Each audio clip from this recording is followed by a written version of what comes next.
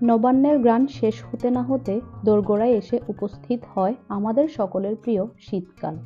গাছের পাতায় জমে থাকা শিশির বিন্দুর চোখ জুড়ানো শোভা, খেজুর গাছে জ্বলে রসের হাড়ি, পৌষ পার্বণে পিঠে পুলির আয়োজন, আর তার সাথে রয়েছে শীতের কিছু নতুন সবজি।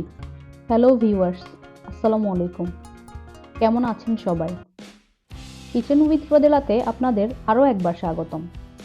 আজকে আপনাদের জন্য নিয়ে এসেছি সকলের প্রিয় শীতকালীন সবজি ফুলকপির একটি মজাদার রেসিপি। প্রথমেই আমি একটি আস্ত ফুলকপি নিয়ে নিব।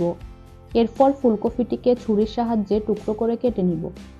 ফুলকপি কাটার সময় অবশ্যই খেয়াল রাখবেন ফুলকপির মধ্যে কোনো দাগ বা পোকা আছে কিনা। তারপর আমি ফুলকপিগুলোকে ভাজার জন্য ছোট ছোট টুকরো করে কেটে নিব। এরপর ফুলকপিগুলোকে ভালো করে ধুয়ে পরিষ্কার করে নিব। এরপর একটি কড়াইতে হাফ কাপ পরিমাণ তেল দিয়ে দিব। তারপর এর মধ্যে কিছু পেঁয়াজ কুচি দিয়ে দিব। পেঁয়াজগুলো যখন বাদামি করে ভাজা হয়ে যাবে তখন 1 চা চামচ রসুন বাটা, 1 চা চামচ আদা বাটা অ্যাড করে দিব। এরপর 7-8টা ফালি করে কেটে রাখা কাঁচামরিচ দিয়ে দিব।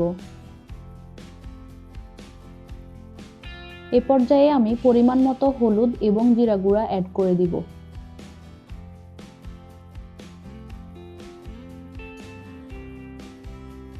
স্বাদ মতো লবণ অ্যাড করে দিব। মশলাগুলোকে একটু কষিয়ে কেটে রাখা ফুলকপিগুলো দিয়ে দিব।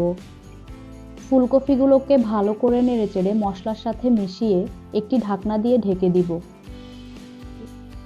ফুলকপিগুলো হালকা একটু সিদ্ধ হয়ে এলে স্লাইস করে কেটে রাখা টমেটোগুলো অ্যাড করে দিব।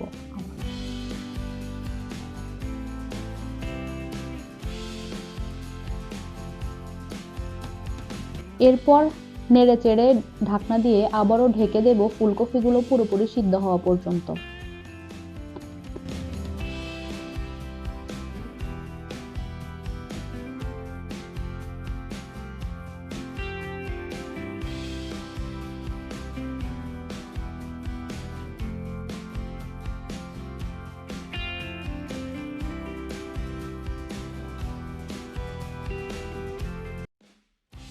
তো ভিউয়ার্স, দেখতেই পাচ্ছেন আমাদের ফুলকপি প্রায় হয়ে এসেছে।